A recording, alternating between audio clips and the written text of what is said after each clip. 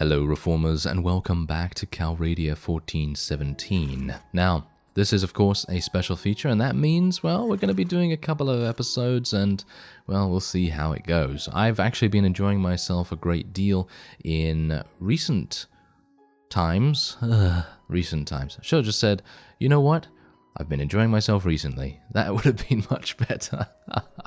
You know me, I tend to make things a bit more dramatic than they have to be. Anyway. Point is, I've been enjoying myself with all these Calradia expansion mods very, very recently, and, well, this is no exception. Calradia 1417, Native Redux, and Native itself, actually, because I've been having a great deal of fun doing the Companions-Only challenge. And it is a challenge, huge challenge. Anyway, we are going to be doing battle against 385 Khergit units. Now, of course, we were in a siege to try and take Tolga, but I decided that maybe it would be a better idea for us to retreat just in case something bad happens in Tolga. I don't really want to have the whole might of the Khergit hordes fall right on top of our heads. So I decided, hey, you know what? Probably going to be a little bit of a better idea to play more cautiously. Make it so that if we do have some problems, we are going to be relatively safe on the outside of Tolga. So hopefully we'll be able to do that. I'm going to tell my cavalry to follow me, and we're going to just tell my infantry to attack the... They don't seem to be doing that, do they? They don't seem to be... Yes, that's indeed the issue right now. Not entirely sure what's going on with them, but oh well, never mind. I guess we're just going to try and distract as many of these cavalry as I can. You know, these Huskars are crazy good, aren't they? They are crazy good. Anyway, point is, what I'm going to attempt to do is try and distract as many of the enemy as I can get my hands on. I actually wanted to do something much different here, but unfortunately that did not happen because, well, Khergits. Khergits tend to charge at you very, very fast, and they make it very difficult to basically get anything done because they are so incredibly slippery on the battlefield. And to be able to take Tolga, obviously that is a much easier feat, which is ironic really because Tolga is such a huge town and has so many units that you would expect it to be kind of difficult, but it's actually much easier than you would think. As we've seen in the previous couple of episodes, we've been able to basically assert domination over their territory so incredibly easily that we haven't really had to worry at all. And I'm actually not even having to worry right now either, because the enemies are just dying. They are just dying like no one's business, and we are just charging straight on in against them. And I guess that is indeed a side effect of the fact that we have so many Huskars. I mean, really, you try this, you know, you try playing this mod. I highly recommend trying it out. It's a lot of fun, and yeah, just try it out, and go and you know, go to the recruiter guy, say, please sir, can I have some more, you know, about some Nord Huskars, and yeah, just have a grand old time. And you know what, actually, personally, I feel like the recruiter guy is a really awesome mechanic because it gives everyone just that much more choice. And in a game like this, a sandbox, what more could you want? What more could you want? Apart from more choice. Isn't that amazing? Yeah, that's really, really cool. Great work on the mod developers for adding the recruiter. I think he's probably... I think he's available in other things. I think he might be available in other mods, but I've not actually seen him before. I think I've seen him maybe in one other mod, but I can't remember the name of it. So, obviously there's that. It might be in Viking Conquest, it might be in something along those lines, but I can't for the life of me remember, so yes, apologies for that. But anyway, the point is that it just allows so much freedom, because on the one hand, let's say you're a tournament hound, and you're trying to do as many tournaments as possible, and you're gaining huge amounts of money. You know, you can gain what is it, like, I don't know, 10, isn't it 10,000 per tournament, or 4,000 per tournament? I'm getting mixed up now because I played so many different native variations that getting a bit mixed up in that regard. But whatever the case, if you do a bunch of tournaments, get a bunch of money, invest it in enterprises, in land, in whatever you want, and then take that money and invest it into your army, and you wouldn't usually think that that would make all that much difference. Because if you think about it, you know, think about Purisno, for example. Purisno is a mod that allows you to basically customize your army however you want. They are really, really good when it comes to customization, because you can go to the Freelancers Guild and you can recruit a bunch of volunteers there, and obviously they're going to start off as just regular volunteers. But eventually they are going to become even better, and as time goes on, you're going to have more of a budget to spend on their armor and weapons, and eventually you're going to have an army that is completely your own, and no other unit is going to be the same in that mod, which is fantastic. And you can do that basically from, well, as long as you have money, really. You can do that from day one, as long as you have money. So, yeah, pretty crazy. It's the same kind of thing with this, but on a slightly more, I would say slightly more balanced scale, maybe? I'm a bit apprehensive to say balanced in regards to the recruiter and the freelancer guild, because most of the time when you're going to be using these things, you're going to obviously make sure that the units you're getting are amazing. You know, freelancer guild, you're going to make sure that you customize your units in such a way that you are the most powerful, you know, or they are the most powerful that they can be. And the same thing with the recruiter guy in Calradia 1417. You're going to try and recruit the most powerful units, or if you have a theme, you know, if you're trying for an archer army or something like that, then obviously you're going to try and stick to that. But for the most part, I would say that both features in each of these mods just allows so much more freedom. It's crazy, isn't it? It's absolutely crazy how that happens, because in native you don't really have that freedom. You basically have an obligation, and it's mandatory basically to be like, oh, you're gonna have to level up all these Swadian knights from scratch. I've done that, don't worry, I've done that way back in the original, you know, in the original Warband series of native that I did in 2012. I had to, well, basically because I was kind of new, I was kind of new to the game. I had to level up all these Swadian knights, and I had no idea how to do it, so I was basically fighting forest bandits and looters and all this stuff, because I was unaware of the, well, I wasn't unaware of the existence of Sea Raiders, but I was unaware that each,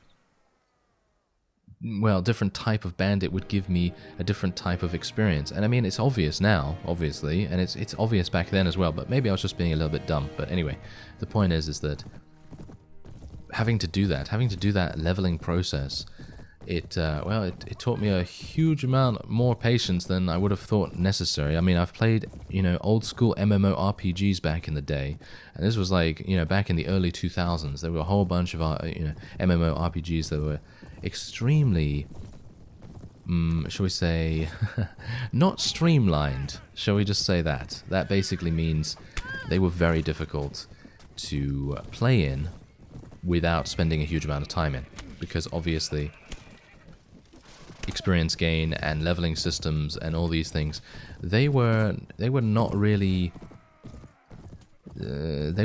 for people that didn't have a huge amount of time. Let's just say that, because I'm talking about like things like Dark Age of Camelot. I generally played that, and then obviously World of Warcraft when it came out.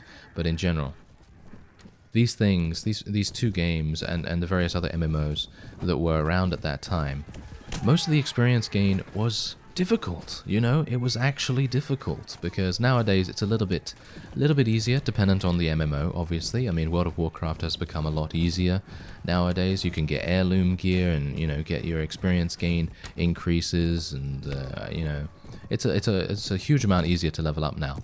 But that's beside the point. What I'm trying to say is that in Warband, obviously, you have that same kind of grind, and it reminds me of the MMORPGs of yesteryear, you know, especially Native. Native reminds me of that, and that's exactly the reason why, on another hand, it's great. Warband is great for the fact that you can customize the amount of experience gain you get per kill, and that makes all the difference. That makes all the difference. In past series, I've done that. I have modified my experience. I've let you know that I've modified the experience so that you can also do the same thing if you want to. You know, if you want to employ the same methods, then you can do that. And obviously, I'm doing it in such a way as to not make it overpowered. You know, I don't want to make it so simple that one kill is gonna get me like 10 levels or something like that. You know, you could go to those ludicrous extremes, but I obviously don't, you know, because that would just make everything kind of trivial and a bit boring, actually. But sometimes it's fun to do that, and I have done that in the past where I've just thought, hey, let's just have some fun, you know, let's just have some fun and just make my experience gain, you know, go to a factor of 1,000 or something like that. I mean, I don't even know whether that works, really. I haven't gone that high, but the possibility is there, and I think that's pretty cool. But what I'm saying is, on default settings, in native, it takes a long time to level up any of these units to their highest degree. You know, it's very, very tricky to get those guys leveled up without them dying, and especially when you're playing on normal difficulty modifiers. That's pretty tricky. That's pretty tricky because they're gonna die. They're gonna take a lot of damage. They're gonna die potentially if you don't have a surgeon or something, and then it's going to take even longer. And I remember playing native way back. I was really not very good at the game. I mean, obviously, you know, anyone that's just started playing a game is not going to be very good unless they played similar games in the past or whatever the case may be. But for me specifically, I had a pretty hard time in Warband. I feel like there's quite a, I don't know whether there's a steep learning curve or whether I was just I don't know, maybe not thinking very clearly about it. But personally, I feel like there's a lot of hidden information in Warband, and there are a lot of things that are a little bit more subtle, and you're going to need to play the game and actually gain experience through that. You know, gain in real life experience. Yeah, I've leveled up. I've leveled up a lot since then, at least 2 levels. But yeah, anyway, the point is, yeah, native is much more like the old MMORPGs, especially when you get to the higher tier of units. But nowadays, maybe not so much, because, you know, obviously people have done research on these things, and they've done all these like calculations that have given them insight as to where's the best place to level up units, and for the most part, I know that as well now, which is great, you know. But before that, I didn't. I obviously didn't. So I guess it was ignorance, you know. Ignorance is obviously the worst possible thing that you can have, especially when it comes to, you know, all varieties of manners of life and so on. But yeah, point is, it's really nice to have the recruiter, because it does give you that freedom to basically be like, I've got a whole bunch of money, I don't want to spend the time in leveling up these Huskarls, give me 20 of these. And that's the point that I was trying to make over this long, meandering rant, which I hope you enjoyed, actually, because obviously, you know, a bit of story time never hurt anyone, and, you know, if you also would like to share a little bit about your MMORPG experiences in the past, then by all means, go for it, because I love hearing about people's old stories in MMOs. I mean, there's a whole bunch from old friends that I remember way back in Dark Age of Camelot, especially, and also in the early days of World of Warcraft as well. And yeah, they're all very, very fun to hear about. Anyway, I'm actually going to be cutting out this next battle phase because we've done, well, 2 now, and you can see that everything is going very, very well. And I don't think we're going to need to worry too much about these Kurgits. Alright, so we achieved victory, and as you can see right here, we do have the potential to maybe take some of them prisoner. I don't know whether I'm going to be doing that, if I did actually get the opportunity, which I didn't. How lovely. Oh well, never mind. We are going to be taking a couple of prisoners, though. Personally, I don't... Shall we? Yeah, I think taking some prisoners is a good idea. I mean, I think I kind of need it, because I do have, well, a pretty harsh weekly cost at the moment. Anyway, step bandits. Do I want to take some step bandits? Yeah, sure, why not? They might be kind of useful for us. And we're gonna just take a couple of. Can I take some more pieces of? Are you serious? Insufficient item pool space for upgrade? Come on now, you. Oh well, never mind. They are apparently being kind of annoying. Are you serious right now? Why?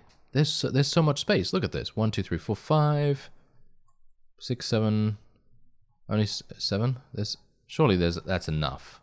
Surely that's enough space. I can't take any more. There just isn't enough. You know what? I'll just leave it. I really wanted to have them upgrade themselves, because Borcha, well, actually not Borcha, Marnid is just running around with nothing. He's running around with nothing on him. So it would probably be a good idea for him to actually upgrade himself. But, he's just a bit of a lazy guy. So that, can he? No, he can't use that. Guess we can. Oh, that's okay. Okay, not too bad. We're gonna give him that, and I think we'll just leave him with that. To be honest, I do need a shield. I need to get him a shield. To be honest, I think that would be kind of nice. Borcha, you leveled up. What are you going to be leveling up? I guess we'll just level up his agility a little bit there. Get him a little bit more in one-handed. Ferentis leveled up. Oh, yes. There's so many companions. This reminds me of the companions challenge.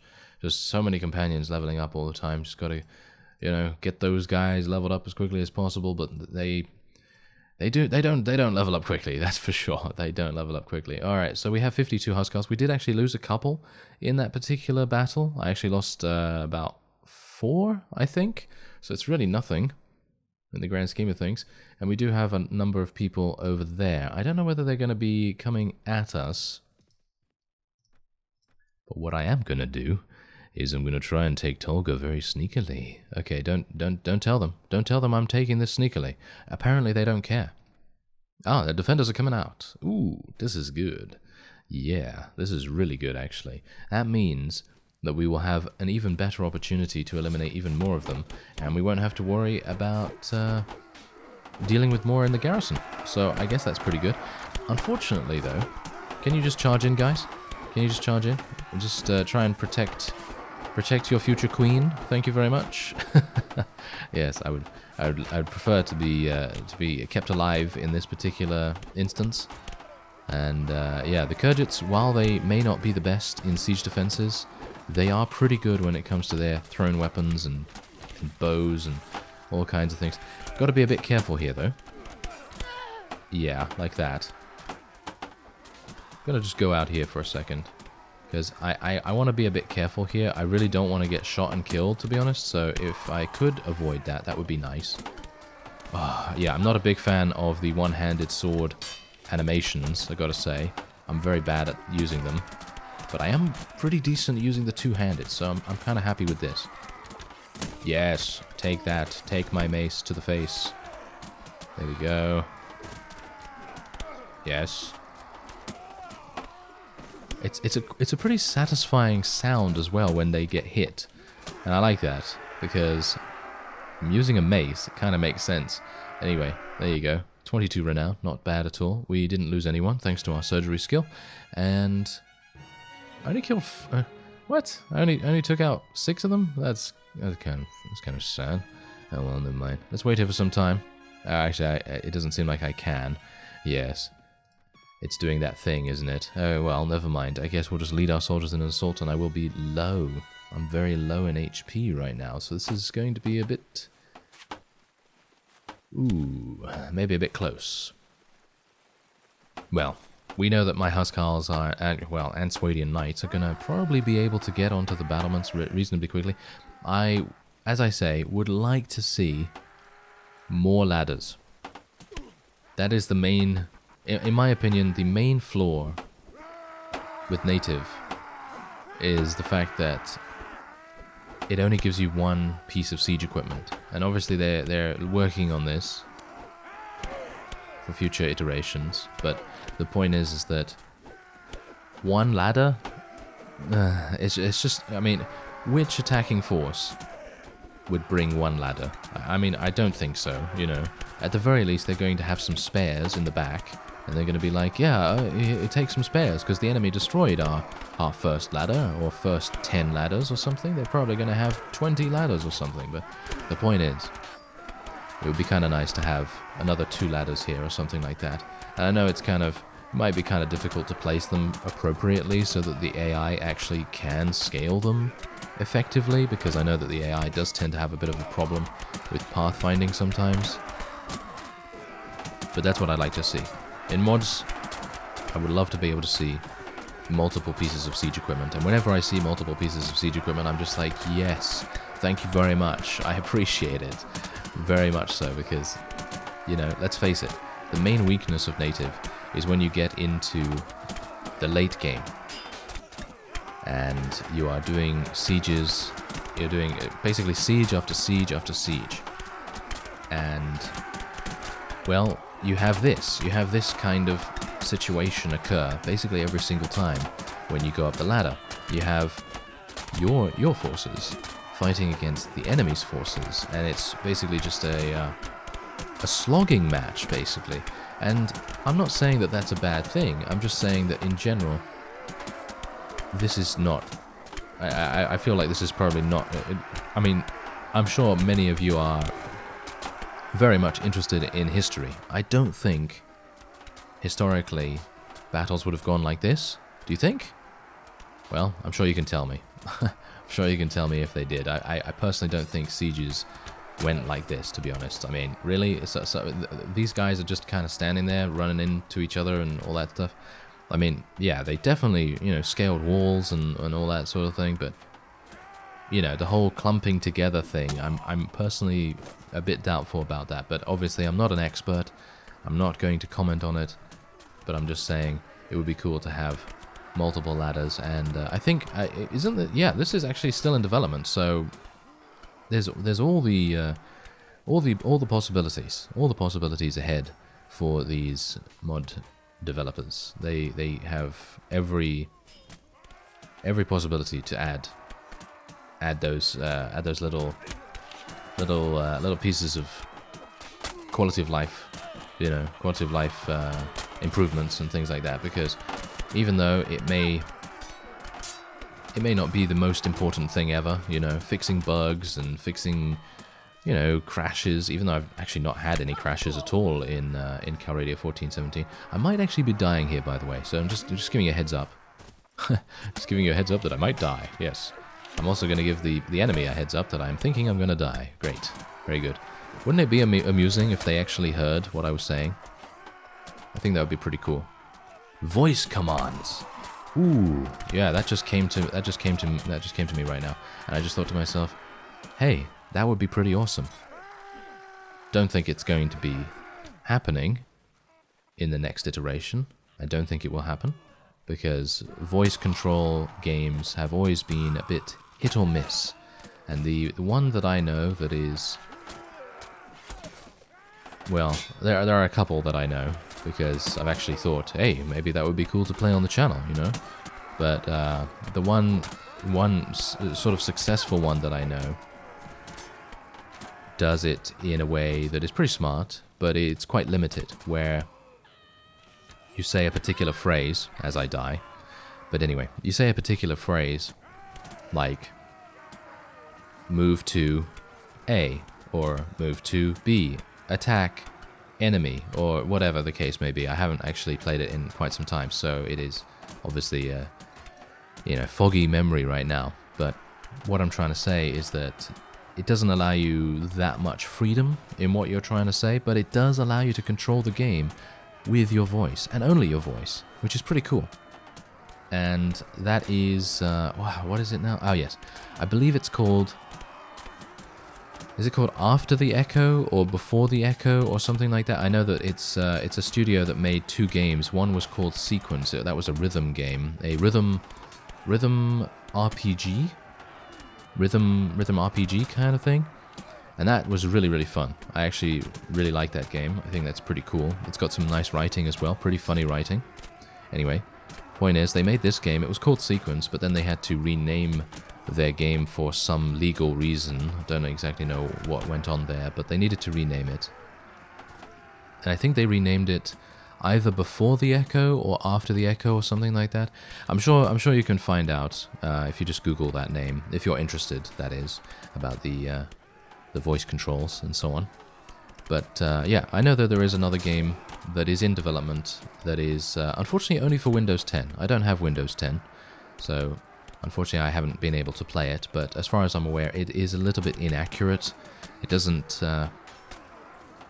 seem to pick up your actual commands as you would otherwise want it to, but obviously, as I say, voice recognition and voice control in games is yeah, it's on the up, you know. There are quite a few companies working on voice controls for accessibility reasons as well, because obviously, you know, if you're unable to control, you know, with a mouse, or if it just tires your arm out, you know, quickly, or, you know, if you just can't do it any other way, then having some voice control is really cool in my opinion.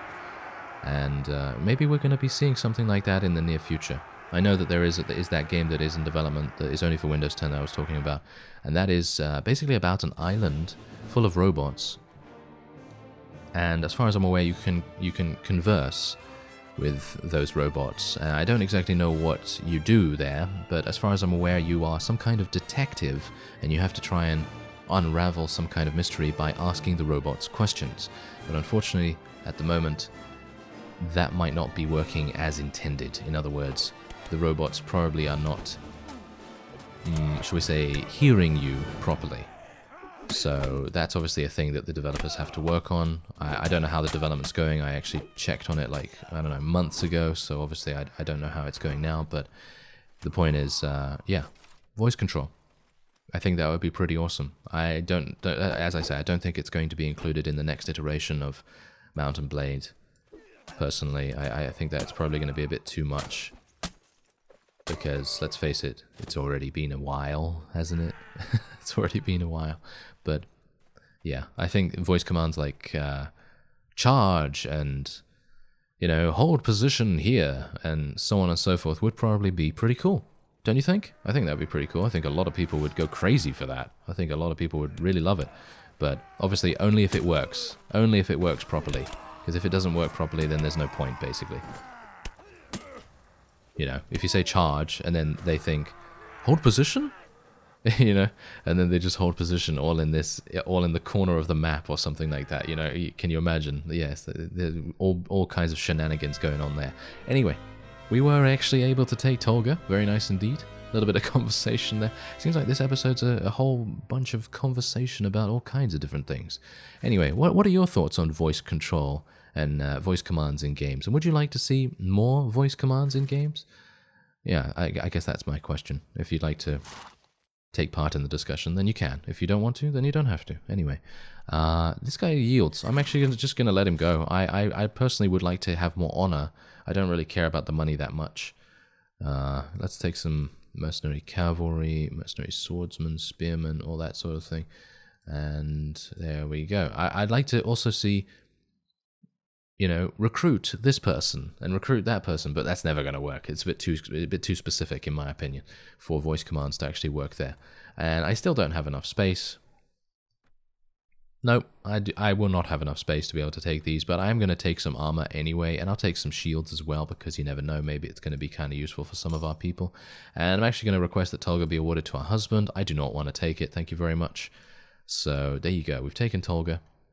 And Marnid, Clethy needs to actually be wearing something, so we're actually going to give her some additional strength here, because she's going to need it. I don't think she can wear this just yet, can she? Yeah, no, she has 8. She has 8, and she needs 9. That is so sad. Oh well, never mind, she can wear this at least. That's a little bit better for her. She doesn't have any riding skill, unfortunately, so she won't be able to use that. She can use this shield, though, and this dagger is absolutely awful, so I'm going to be giving her... I guess I'll give her this club, which is really bad. Yeah, okay, well, we'll give Marnid the other shield as well. There we go. And... can he wear this? No, he can't wear that either, of course. Oh, he actually did level up. So it might make sense. Yes, there we go. Now he can wear it. Fantastic. Good. Good work, Marnit. Good work. Okay, so now he can wear that. That's even better. And actually, I'm going to give him this horse. Nope, he can't wear that either. Great. Yes, wearing a horse. That doesn't actually happen. No, that doesn't actually happen. Okay. Well, there it is. We took Tolga, and we eliminated a whole bunch of vassals. We have a number of them in the area still. They have quite a lot of units, but if they... Well, they actually can't even attempt to take Tolga back. But that is their last town. As you can see, we just took it in no time. We took it like a snap of the fingers. Like that. Anyway, point is, that will be it for this episode. I thank you very much for watching and for joining me, and I will see you next time.